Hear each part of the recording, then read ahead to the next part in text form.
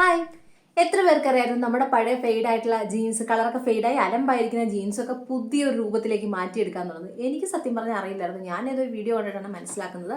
ഇതെൻ്റെ ഒരു പഴയ ബ്ലൂ അലമ്പായി പോയൊരു ജീൻസാണ്. ഇത് ഞാനിപ്പോൾ ബ്ലാക്ക് കളറിലേക്ക് മാറ്റിയെടുത്തിരിക്കുകയാണ്.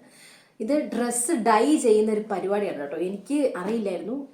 ചെയ്തു വന്നപ്പോൾ എൻ്റെ അമ്മ പറയാം, അമ്മയ്ക്കൊക്കെ അറിയാമായിരുന്നു. ഇതിൻ്റെ ഒരു പഴയ ബ്ലൂ ജീൻസ് എൻ്റെ ഒരു ഫേവറേറ്റ്, എനിക്കൊരു കംഫർട്ടബിൾ ആയിട്ടുള്ള ജീൻസ് ആയിരുന്നു കേട്ടോ. ഇത് മാറ്റി വെക്കേണ്ടി വന്നപ്പോൾ എനിക്ക് ഭയങ്കര വിഷമമായിരുന്നു. പക്ഷേ ഇപ്പോൾ നോക്കിക്കേ, പുത്തം പോലെ ആക്കി എടുത്തു കേട്ടോ. അപ്പോൾ ഇതെങ്ങനെയാണ് ചെയ്യുന്നതെന്നുള്ളതിൻ്റെ ഒരു ഫുൾ വീഡിയോ ഞാൻ എൻ്റെ ചാനലിൽ, അതായത് ഞാൻ താഴെ കൊടുക്കുന്നുണ്ട്. നിങ്ങൾ അതിൽ ജസ്റ്റ് ക്ലിക്ക് ചെയ്താൽ മതി, നിങ്ങൾക്കത് കാണാൻ വേണ്ടി പറ്റും.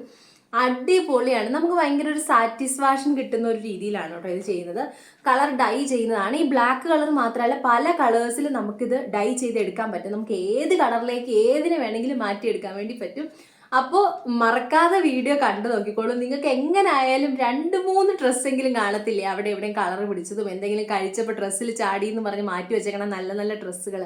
അങ്ങനെയൊക്കെ നിങ്ങൾക്ക് മാറ്റിയെടുക്കാൻ വേണ്ടി പറ്റും കേട്ടോ.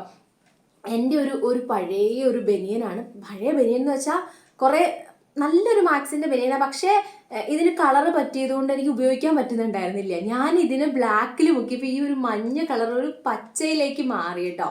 അപ്പോൾ കണ്ടോ, അടിപൊളി. ഇത് രണ്ടൊരു ഷെയ്ഡ് വന്നിട്ട് എനിക്കിതിന് ഇത് യൂസ് ചെയ്യാൻ വേണ്ടി പറ്റും.